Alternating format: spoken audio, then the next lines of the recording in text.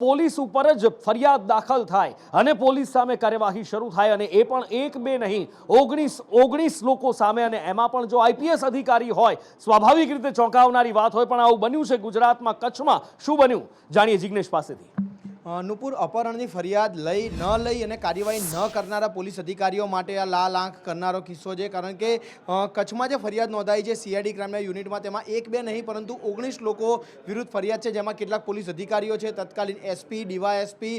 PSI સહિતના જે અધિકારીઓ હતા તેમના વિરુદ્ધ ગુનો દાખલ કરવામાં આવ્યો છે। સીઆઈડી ક્રાઇમે જે ગુનો દાખલ કર્યો છે તેમાં તત્કાલીન જે તે સમયે ત્યાં હાજર પીએસઆઈ હતા તેવા એનકે ચૌહાણ, ડીવાયએસપી વિજય ગઢવી, તત્કાલીન ડીવાયએસપી ડીએસ વાઘેલા, સાથે જ આરડી દેસાઈ ડીવાયએસપી અને તત્કાલીન એસપી જીવી બારોટ અને ભાવના પટેલ વિરુદ્ધ ફરિયાદ નોંધાઈ છે। સાથે જ ઇલેક્ટ્રોથમના જે માલિક છે શૈલેષ ભંડારી તેના વિરુદ્ધમાં પણ આ ગુનો નોંધવામાં આવ્યો છે। સીઆઈડી ક્રાઇમે જે ફરિયાદ નોંધી છે તેમાં સુપ્રીમ કોર્ટે આદેશ કર્યો હતો કે જે પોલીસની કાર્યવાહી છે તેમાં બેદરકારી દાખવવામાં આવી હતી, અપહરણની ફરિયાદ ન લેવામાં આવી અને ત્યારબાદ મામલો કોર્ટ સુધી પહોંચ્યો હતો અને આખરે કોર્ટના હુકમ બાદ સીઆઈડી ક્રાઇમે આ અંગે ગુનો દાખલ કર્યો છે અને હવે જે પોલીસ અન્ય આરોપીઓની ધરપકડ કરતી હતી તે જ પોલીસ અધિકારી સીઆઈડી ક્રાઇમની કસ્ટડીમાં આવે તેવો સમય અત્યારે જોવા મળી રહ્યો છે। બિલકુલ, એટલે જિગ્નેશ ન્યાય વ્યવસ્થાની વાત કરીએ તો ગાંધીજી હંમેશા એક વાત કહેતા હતા કે justice delay is justice deny, પણ અહીંયા તો ન્યાય મેળવવા માટે તો વાત છોડો, તમારે ફરિયાદ નોંધાવવા માટે પણ જો ગુજરાત જેવા રાજ્યની અંદર સુપ્રીમ કોર્ટનું શરણ લેવું પડતું હોય એ પણ અપહરણમાં કે જેમાં ફરિયાદ માટેના નિયમો ખૂબ કડક બનાવવામાં આવ્યા છે,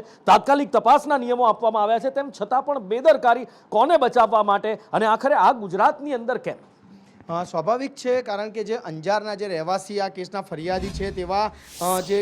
અરજદાર છે તેવા પરમાનંદ ઉર્ફે પ્રેમ લીલારામ શિરવાણી તેઓએ અગાઉ પોલીસનો સંપર્ક કર્યો હતો કે જે મૂળ અંજારના રહેવાસી છે અને તેઓએ રજૂઆત કરી હતી પોતાના અપહરણની અને સાથે અપહરણ સાથે જ કેટલીક ગંભીર તેમને રજૂઆતો કરી હતી, જે રજૂઆત બાદ પોલીસે યોગ્ય કાર્યવાહી ન કરતા આખરે તેઓએ કોર્ટનું શરણ લીધું હતું અને કોર્ટમાંથી તેમને ન્યાય મળશે તેવી અપેક્ષા સહ જ્યારે તેઓ કોર્ટમાં પહોંચ્યા ત્યારે કોર્ટે હુકમ કર્યો અને ન માત્ર અપહરણ કરનારા પરંતુ ગુનો આચરનારા પરંતુ તેને રક્ષણ આલનારા અને પોતાની ફરજ ચૂકનારા પોલીસ અધિકારીઓ વિરુદ્ધ પણ ગુનો નોંધવાનો આદેશ આપ્યો અને તેના જ આધારે કુલ 19 લોકો વિરુદ્ધ સીઆઈડી ક્રાઇમે ફરિયાદ નોંધી છે અને હવે તે અંગે ધરપકડનો દોર શરૂ થશે।